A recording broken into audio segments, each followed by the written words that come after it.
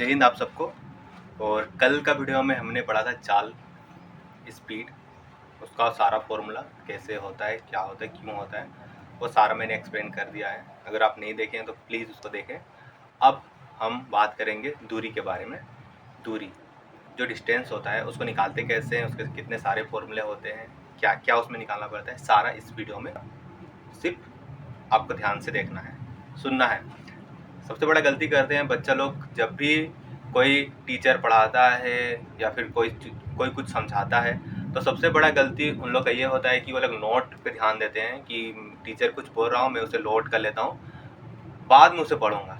लेकिन वो सबसे बड़ा इनका डिमेरिट है। ठीक है, जब भी कोई टीचर आपको पढ़ाए, आजकल तो 90% टीचर ऑनलाइन हो गए हैं, जब भी कोई टीचर आपको पढ़ाए तो आपको बस सुनना है, आपको ध्यान लगा के सुनना है, कोई कुछ लिखना नहीं।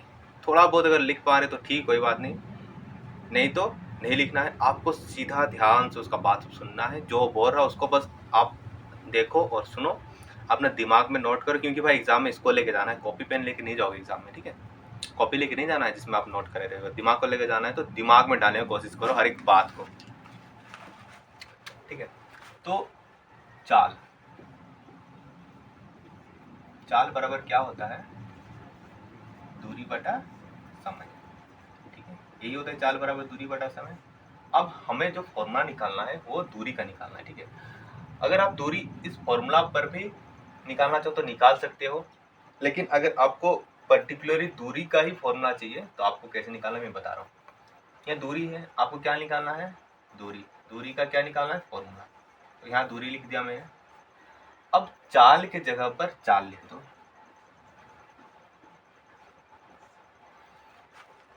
देखो, जब कोई चीज भागा में होता है, डिवीजन में होता है, इज इक्वल टू बराबर के उस पर जाएगा तो क्या हो जाएगा, गुना हो जाएगा।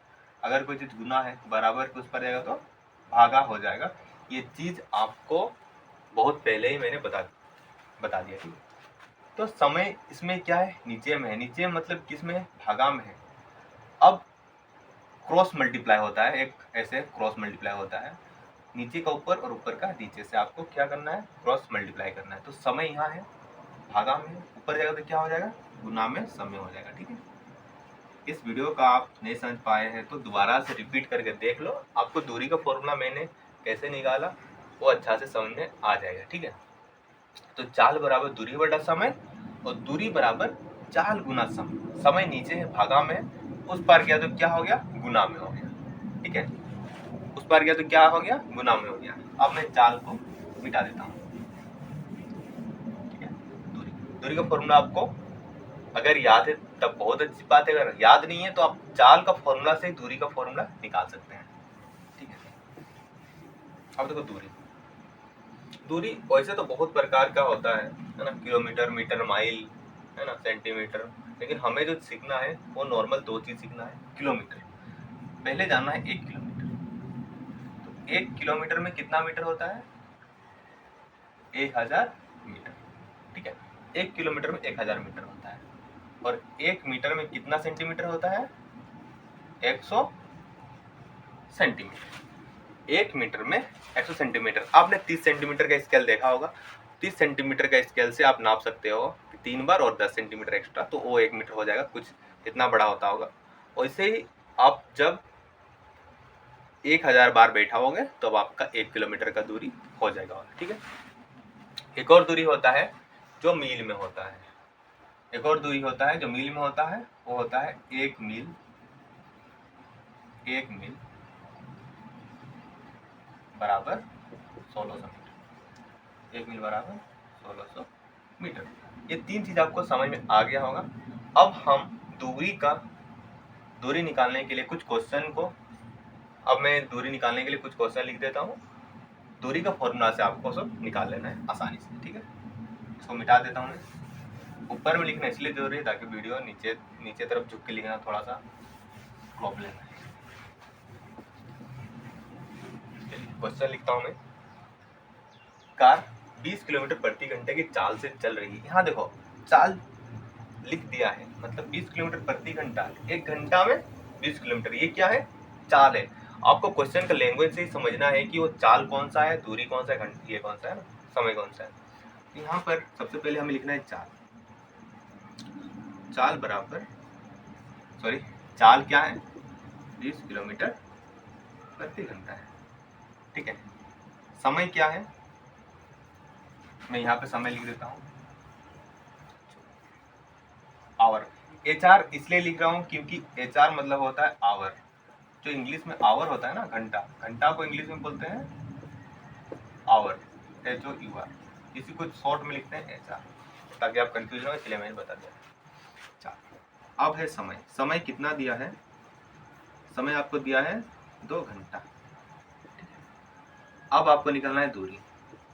तो दूरी का फॉर्मूला आपको याद होगा कि दूरी बराबर चाल गुना समय। ये फॉर्मूला इतना भी हार्ड नहीं है, आप चाहें तो फटाफट याद कर सकते हो, रटा रटा है। ठीक है, चाल कितना है 20 है, समय कितना है 2 है, घंटा है। जब भी किलोमीटर में होगा तब समय घंटा में होना जरूरी है। ठीक है, अब क्या है, 20 दुगने 40, तो 40 किलोमीटर आपका आंसर आ गया।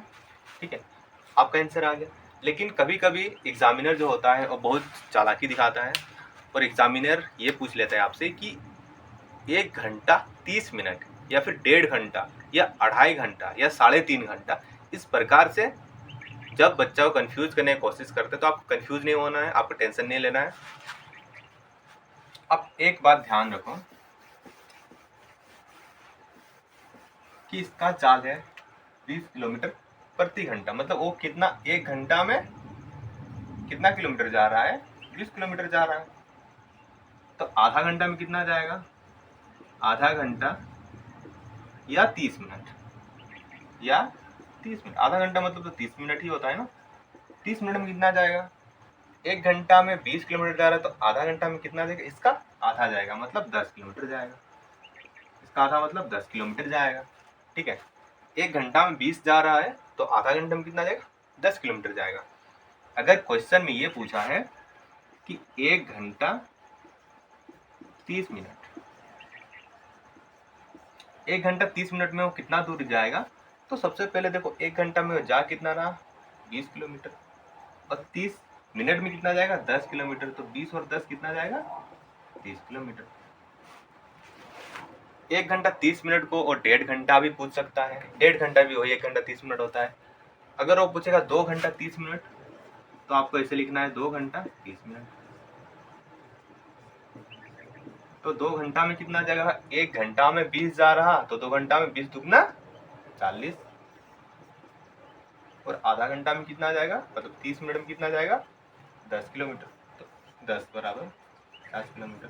तो ऐसे ही जब भी आपको कोई चीज तोड़ मरोड़ के भी पूछा जाएगा, 1 घंटा की जगह 1.5 घंटा दिया रहे, 1 घंटा 30 मिनट लिखा रहे, 2.5 घंटा लिखा रहे, 10 घंटा लिखा रहे, तो आपको उससे कोई टेंशन नहीं लेना है। आपको बस इतना याद रखना है कि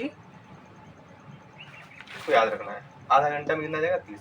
अगर वो 1 घंटा में 20 किलोमीटर जा रहा तो आधा घंटा फिर 30 मिनट में कितना जाएगा, उसका आधा, 20 किलोमीटर का आधा 10 किलोमीटर। बस आपको यह चीज ध्यान में रखना है। तो आपका दूरी वाला जितना सारा भी फॉर्मूला है, दूरी वाला जितना सारा भी क्वेश्चन है ना, वो आसानी से बन जाएगा।